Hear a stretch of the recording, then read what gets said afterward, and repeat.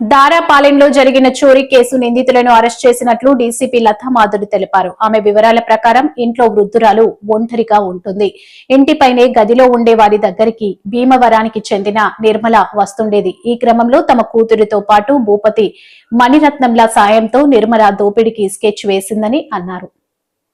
ఉన్న ఒక వృద్ధురాలిని బెదిరించి ఆమె దగ్గర ఉన్న గోల్డ్ అండ్ సమ్ క్యాష్ కూడా దొంగిలించి రాబ్ చేయడం జరిగింది. ఆ కేసుని మేము సక్సెస్ఫుల్గా Dwarka crime police and CCS వాళ్ళు సక్సెస్ఫుల్గా ఛేదించి ఈరోజు మీకు డీటెయిల్స్ చెప్తున్నాము. ఇందులో మొత్తం 4 పార్టిసిపేట్ చేశారు. ఈ కేసుని చాలా టెక్నికల్గా మేము ఛేదించడం జరిగింది. మాకు ఇన్ఫర్మేషన్ వచ్చిన వెంటనే ఎఫ్ఐఆర్ చేసి సీన్కి వెళ్ళడం జరిగింది. అక్కడ క్లూస్ అన్నీ కూడా కలెక్ట్ చేశాము. కంప్లైనెంట్ చెప్పిన పోలికలను బట్టి 2 పర్సన్స్ వచ్చి తను ఆ రోజు నైట్ అప్రాక్సిమేట్లీ 10 o'clock అట్లా తను లోపలికి వెళ్ళి గడియ పెట్టుకున్న తర్వాత లోపల ఆల్రెడీ పొంచున్న వాళ్ళు తన్ని కాళ్ళు చేతులు కట్టేసి ఒక పిల్లోని కూడా ఆమె ముఖం మీద పెట్టి ఆమె స్మాదర్ చేయడానికి ట్రై చేసి ఆమె మెడలో ఉన్న గోల్డ్, బీరువాలో ఉన్న క్యాష్ ఇవన్నీ కూడా తీసుకొని వెళ్ళిపోవడం జరిగింది. అట్లాగే వాళ్ళ పోలికలు కూడా మాకు కొన్ని చెప్పింది ఆవిడ.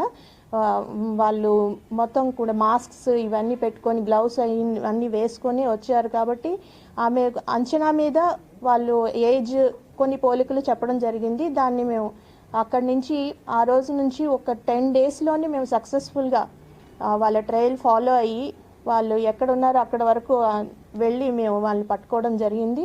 ఇందులో మొత్తం 4 అక్యూజ్డ్ ఉన్నారు. దీని అంతటిని కూడా ప్లాన్ చేసింది మాత్రం మెయిన్ A1 నెల్లి నిర్మలా కుమారి అని, ఈమె భీమవరం మండలం, పశ్చిమ గోదావరి జిల్లా. ఈమె కలెక్టర్ ఆఫీస్ దగ్గర ఒక క్యాంటీన్ నడుపుతూ ఉంటుంది. A2గా ఆమె కూతురు, ఎందుకంటే ఆమెకు కూడా నాలెడ్జ్ ఉంది. ఇద్దరు కలిసి ప్లాన్ చేశారు. వాళ్ళ క్యాంటీన్లో పనిచేసిన 2 కుర్రాల్ని దీంట్లో వాళ్ళు A3, A4 నెల్లి భూపతి అభిరామ్, నల్లి మణిరత్నం అని వాళ్ళిద్దరిని ఇందులో వినియోగించి ఈ నేరం చేయడం జరిగింది. ఇందులో మొత్తం 10 తులాల బంగారం, 10,000 క్యాష్ పోవడం జరిగింది. అది మొత్తం 100% రికవరీ చేసి ఈరోజు 4 కూడా రిమాండ్కి పంపించడం జరిగింది. కంప్లీట్ 100% రికవరీ చేయడం జరిగింది ఈ కేసులో.